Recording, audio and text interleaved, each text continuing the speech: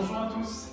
Précédemment, dans les épisodes de la vie d'un artiste, Hector Berlioz montait un plan machiavélique pour se venger de la trahison de Camille Mauque, sa dulcinée, qui avait profité de son voyage en Italie pour se marier avec un autre.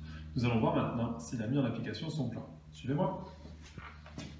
Après nous avoir décrit avec assurance son plan machiavélique pour se débarrasser de Camille, dans ses mémoires, on note quand même un petit peu d'hésitation, comme le montre cet extrait. Malgré ma rage condensée, je me disais parfois en cheminant « Oui, cela sera un moment bien agréable. » Mais la nécessité de me tuer ensuite est assez fâcheuse.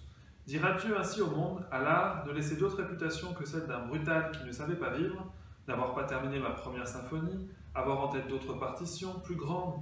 Ah, c'est... Et revenant à mon idée sanglante, non, il faut qu'ils meurent tous, il le faut, et cela sera. Et les chevaux trottaient, m'emportant vers la France. Dans la suite de ses mémoires, Berlioz finit par admettre qu'il renonce à son projet de vengeance, ayant soi-disant repris ses esprits sur le chemin, en haut d'une falaise contre laquelle se jetait la mer.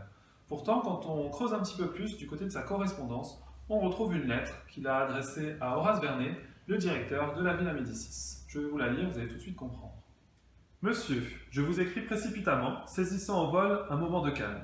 Un crime hideux, un abus de confiance dont j'ai été pris pour victime, m'a fait délirer de rage depuis Florence, jusqu'ici. Je volais en France pour tirer la plus juste et la plus terrible des vengeances.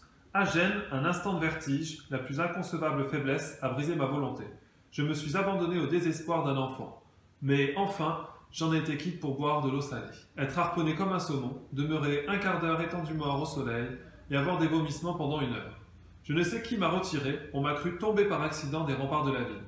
Mais enfin je vis, je dois vivre pour 2 sœurs dont j'aurais causé la mort par la mienne, et vivre pour mon art. Vous l'aurez compris, à la lecture de cet extrait, il semblerait qu'Hector Berlioz ait tenté de mettre fin à ses jours. Pour autant, dans ses mémoires, dans sa correspondance, aucune allusion véritable à cette tentative de suicide, seulement quelques allusions de rester en vie pour ses sœurs, pour sa musique, mais c'est bien tout. Alors je ne saurais vous dire si c'est vrai ou pas, ou s'il a peut-être exagéré un peu la situation dans la lettre qu'il a adressée à Horace Vernet, pour être sûr de garder sa place à la Villa Médicis, parce que le règlement de l'Académie était très strict, tout pensionnaire devait rester dans les États italiens. Or, en s'arrêtant à Nice, Berlioz n'enfreint pas le règlement, puisque Nice est encore italienne à cette époque-là. Donc il va passer quelques semaines, avec l'accord d'Horace Vernet, quelques semaines de convalescence dans la belle ville de Nice.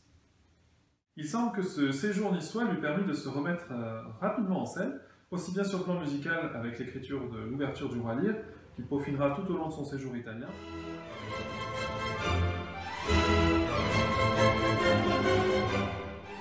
mais aussi avec les femmes, comme il s'en vante dans un courrier à ses amis, daté du 6 mai 1831, soit 3 semaines à peine après sa supposée tentative de suicide. Je vous dirai que pour me distraire, j'ai mis fin dernièrement à une continence qui durait depuis le 6 juin 1830, jour où il a batifolé avec Camille Mauque. Comme je ne voulais pas amener mon amante chez moi, je l'ai conduite dans une caverne que je connaissais sur le bord de la mer. Mais en y entrant, un grognement s'est fait entendre au fond. C'étaient quelques matelots qui y dormaient. Nous lui avons laissé le champ libre et les noces se sont célébrées plus loin, tout bonnement, sur la grève. Nul doute que notre Hector s'est trouvé de bons remèdes quand il va mal. Mais ces tourments ne sont pas encore terminés, c'est ce que nous verrons dans le prochain épisode de La vie d'un artiste. À très vite!